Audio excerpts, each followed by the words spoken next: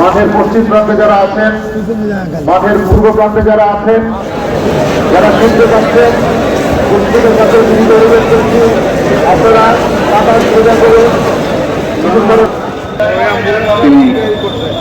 অবিরাম কাজ করে গেছে। এরপর থেকে তিনি জাতির নেতৃত্ব সরকারি থেকে দুইবার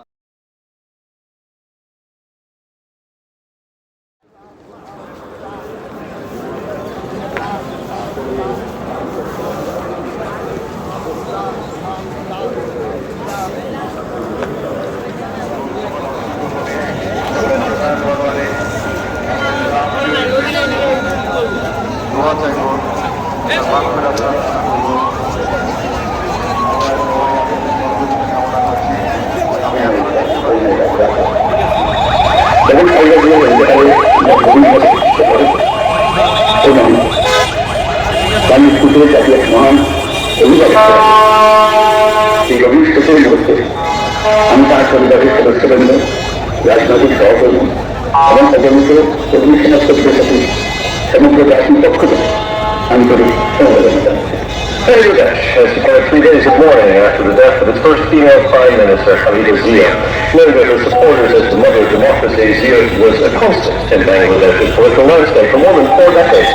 She's remembered for fighting back against military dictatorship. Bangladesh's first female Prime Minister, Khalida Zia, has died at the age of 80.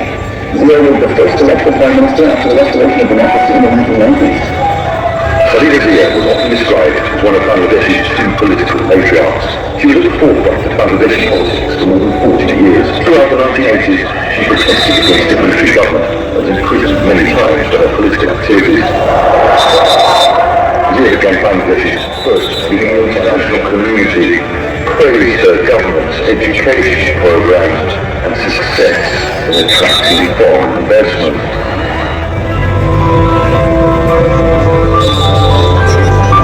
A nation grieves following the president.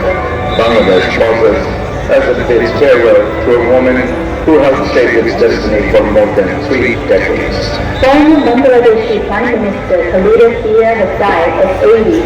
Her political party has announced Tuesday. Zia was the first woman elected Prime Minister of Bangladesh.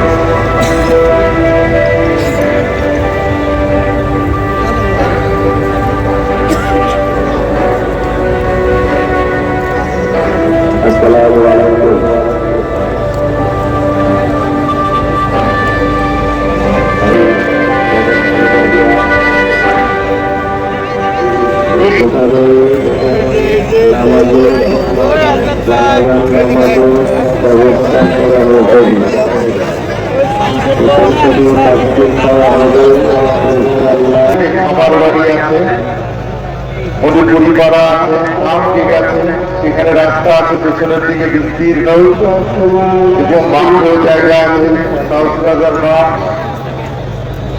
উত্তর plaza এবং পশ্চিম দিকের মাঠের জায়গা আছে। সেখানে তাদেরকে প্রবেশ করার সুযোগ করে দিন। ভাইয়েরা, আমাদের মধ্যে সময় বেশি নেই, খুব দ্রুততার সঙ্গে তাদেরকে যেতে দিন।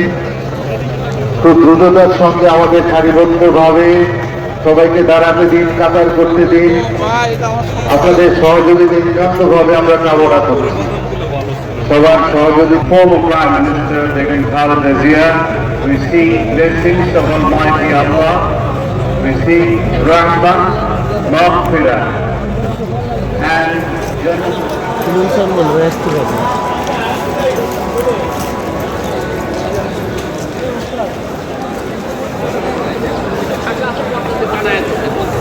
তারা সরাসরি পেছনের দিকে চলে যান, পেছনের দিকে চলে যান। আপনারা দাঁড়াবেন না এখানে, কেউ ডানে বাঁয়ে তাকাবেন না, পেছনের দিকে চলে যান দয়া করে।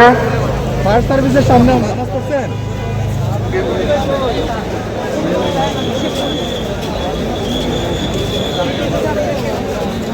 পেছনে প্রচুর জায়গা খালি পড়ে আছে, কেউ দাঁড়াবেন না।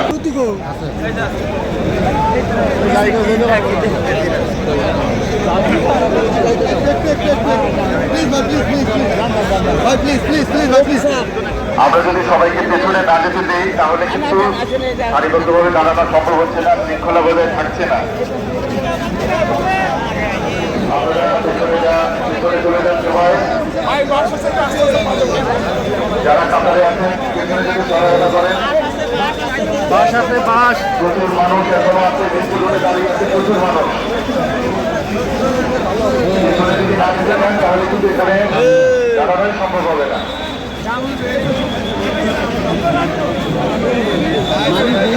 সবাই আমাদের লম্বা আছে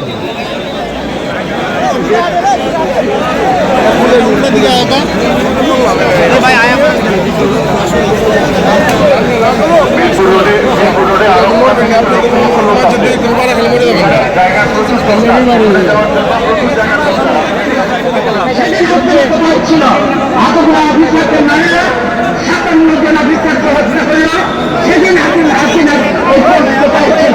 গোলামি করবে, দালালি করবে, এই গোলামি তো রাখবে না। লিঙ্গদের যে ইতিহাসটা করে রাখেন সেও কিন্তু থেকে নাই বেশি দিন। দেশ বিক্রি চলবে না হাসিনা, দেশ রক্ষা হবে ইনশাআল্লাহ। আর আপনার ঘরে ঘরে ঢুকে এখন মানুষ হত্যা করছে, মনে করেন যে এগুলোর হিসাব নেই। এই মানবনের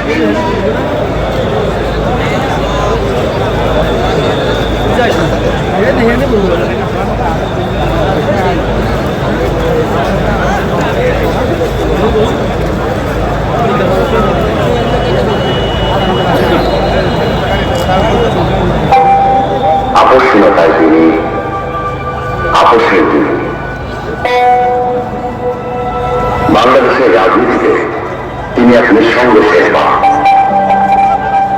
এরশাদের শৈল শাসনের বিরুদ্ধে সত্য রাজনীতিতে এসে তিনি গণতন্ত্রের প্রশ্নে অবিস্মরণীয় ভূমিকা রেখে ভূষিত হলেন আকর্ষণীয় নেতৃত্বে। কখনই আপোষ করেননি, অবশ্যই করেছেন। দেশের বৃহত্তর স্বার্থে অনেক গুরুত্বপূর্ণ মুহূর্তে উনি এমন সব বিষয়ে আপোষ করেছেন যেটা না করলে কেবল গণতন্ত্র নয়, 1992 সালে তার পছন্দের প্রেসিডেন্সিয়াল পদ্ধতি ছেড়ে সংসদীয় পদ্ধতিতে চলে গেলেন বৃহত্তর রাজনৈতিক সমঝোতার স্বার্থে। বিরোধী দলের দাবির প্রতি শ্রদ্ধা জানাতে 96 সালে নির্বাচন করে অল্প কয়েকদিনের জন্য সংসদ অধিবেশনে বসেন। বসে তত্ত্বাবধায়ক সরকার সংবিধানে যুক্ত করে ক্ষমতা ছেড়ে নির্বাচন দিয়ে বিরোধী দলের অনুরোধ করছি দ্রুততার সঙ্গে ভেতরে প্রবেশ করুন। আমরা নির্ধারিত সময়ে যা আছে সেটা শুরু করব। মিরপুর থেকে যারা ঢুকছেন তারা অতি দ্রুততার সঙ্গে ঢোকেন এবং আমি অনুরোধ করছি আমাদের যারা ছাত্রদল, যুবদল, স্বেচ্ছাসেবক দলের ভাইদেরকে অনুরোধ করছি আপনারা তাদেরকে সহযোগিতা করেন, তারা যাতে দ্রুততার সঙ্গে ভেতরে ঢুকতে পারে এবং ভেতরে ঢুকে আপনারা পূর্ব প্রান্তে চলে যাবেন। একদম সোজাসুজি পূর্ব প্রান্তে আমাদের জায়গা খালি আছে, পিছনের দিকে যেতে দিন, তাহলে আমরা তাড়াতাড়ি কাতারটা করতে পারবো।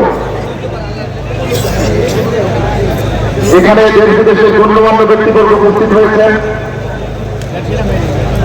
বিদেশের বিভিন্ন প্রিন্ট এবং ইলেকট্রনিক মিডিয়ায় আমাদের প্রাণপ্রিয় নেত্রীকে শ্রদ্ধা দিয়ে তাকে ভালোবাসা জানিয়ে দুঃখ প্রকাশ করে অনেক গুরুত্বপূর্ণ নিউজ ফলাও করে প্রচার হয়েছে।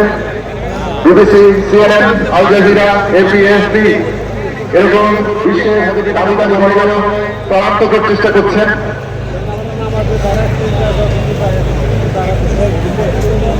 সবাইকে সহযোগিতা করুন পেছনের দিকে যাতে যেতে পারে, কারণ এখনো ঢলে ঢলে মানুষ ভেতরে ঢুকছে। মিরপুর রোডে এখনো লোক আছেন, তাদেরকে পেছনে অবশ্যই যেতে দিতে হবে, তাহলে আমরা একটি সুন্দর জানাজার নামাজ উপহার দিতে চাই। Most influential political figures.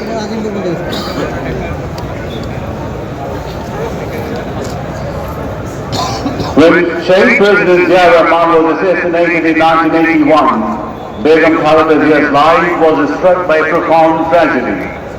Even amid the personal grief of losing her husband, she realized that the BNP founded by Sheikh Zia needed a courageous, popular and widely acceptable leader to carry it forward. Responding to the demands of the time, she took on that difficult responsibility.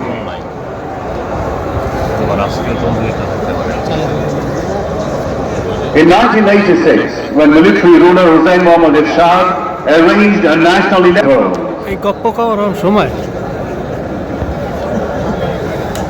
many political analysts argue that Khaleda Zia and BNP আমাদের প্রাণ প্রিয় নেত্রীকে স্মরণ করে তাকে শ্রদ্ধা জানিয়ে অনেক কিছু ছাপা হয়েছে, ফলাও করে ছাপা হয়েছে। রয়টার্স, এএফপি, বিবিসি, CNN, আল জাজিরার মতো আন্তর্জাতিক সাথে সম্পন্ন প্রিন্ট এবং ইলেকট্রনিক মিডিয়াগুলো তা প্রচার করেছে। অনেক অনেক কিছু আপনাদের ধৈর্য ধারণ করার জন্য ধন্যবাদ জানাচ্ছি। আমরা প্রতীক্ষা করে আছি আমাদের মহান নেত্রীর জন্য। আমরা সবাই এক কাতারে দাঁড়িয়ে মহান আল্লাহর দরবারে মাফ ফেরাত কামনা করি।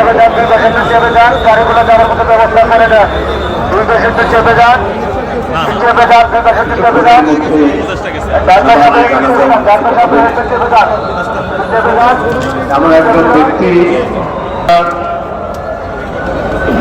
নানা কুৎসা সমস্ত কিছুকে সহ্য করে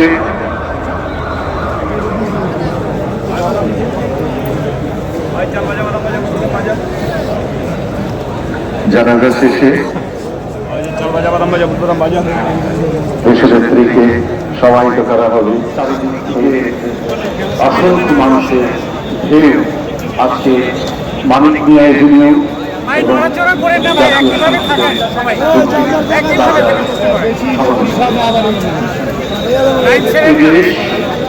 সকল শক্তির সংকটে যিনি মাতৃত্বের ছায়া দিয়ে আগলে রেখেছিলেন, যাকে তাকে দরজা ভেঙে গ্রেপ্তার করে থানায় নিয়ে যাওয়া হয়েছে, কিন্তু নীতির আদর্শ মানেই জনগণের প্রতি প্রদত্ত রাজনীতি এবং খালেদা জিয়া। রাজনীতি মানেই হচ্ছে একটা উচ্চতর নৈতিক আদর্শের বিষয়। সেটি জানান যে নিজের জীবনের তার কর্মের মধ্যে দিয়ে তিনি প্রতিষ্ঠিত করেছেন যে নৈতিকতা, নীতি এবং অঙ্গীকার রক্ষা করা এটা উচিত রাজনীতিতে, যেটা তিনি তার জীবনে প্রতিটি ক্ষণে তিনি অবিরাম কাজ করে গেছেন। এরপর থেকে তিনি জাতির নেতৃত্ব সেই ধারাকে তিনি ঊর্ধ্বে তুলে ধরেছিলেন। কি শিক্ষার ক্ষেত্রে, কি কৃষির ক্ষেত্রে, কি শিল্পের ক্ষেত্রে, কি বৈদেশিক নীতিতে, প্রত্যেকটি জায়গায় তুই জিয়ার যে অবদানের যে পথরেখা, সেই পথরেখা ধরেই এগিয়েছিলেন দেশনেত্রী বেগম খালেদা। পররাষ্ট্রনীতির ক্ষেত্রে সার 1600 কিলোমিটার খাল খনন,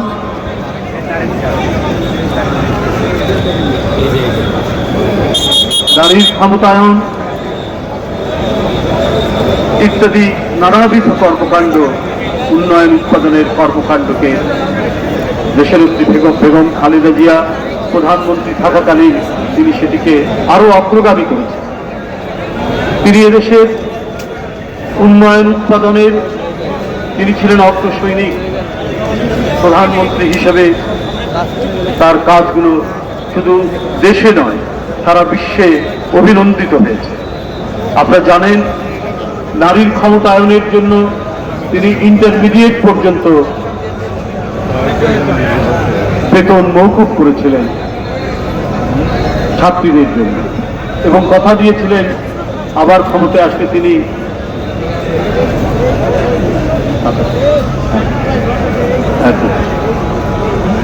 তিনি ডিগ্রি পর্যন্ত বেতন মাফ করে দিলেন। আমাদের সেই বিশাল বটবৃক্ষ, আমাদের সেই বিস্তৃত মেঘের ছায়া, সুখে দুঃখে তিনি সবসময় জনগণের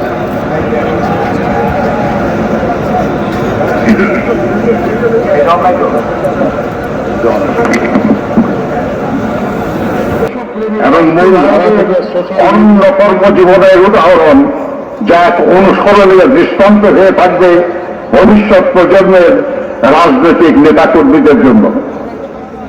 দেশনেত্রী বেগম খালেদা জিয়া বলতেন, দেশের ভাইরা আমার কোন ঠিকানা নেই, বাংলাদেশ হল আমার ঠিকানা। এই দেশ, এই দেশের মাটি ও মানুষ আর সব কিছু। চিরজেরা এই দেশের মাটিতেই তিনি শেষ নিঃশ্বাস ত্যাগ করেছেন। আজ এই দেশের মাটিতেই তার শহীদ স্বামীর পাশে তিনি শায়িত হবেন চিরদিনের জন্য। ইনশাআল্লাহ আমরা জনাব তারেক রহমানের নেতৃত্বে এগিয়ে যাব দেশনেত্রীর মতোই গণতন্ত্র সন্তান তারেক রহমান। আমি আজকে এখানে উপস্থিত সকল ভাইয়েরা এবং বোনেরা যারা উপস্থিত আছেন, মরহুমা বেগম খালেদা জিয়া জীবিত থাকাকালীন অবস্থায় যদি আপনাদের কারো কাছ থেকে কোনো ঋণ নিয়ে থাকেন, দয়া করে আমার সাথে যোগাযোগ করবেন, আমি সেটি পরিশোধের ব্যবস্থা করব ইনশাআল্লাহ। একই সাথে উনি জীবিত থাকাকালীন অবস্থায় ওনার কোনো ব্যবহারে, ওনার কোনো কথায় যদি কেউ আঘাত করে থাকেন, তাহলে মরহুমার পক্ষ থেকে আমি আপনাদের কাছে ক্ষমা প্রার্থী। দোয়া করবেন আল্লাহ তাআলা যাতে ওনাকে বেহেশত দান করেন। আসসালামু আলাইকুম। আসসালামু আলাইকুম।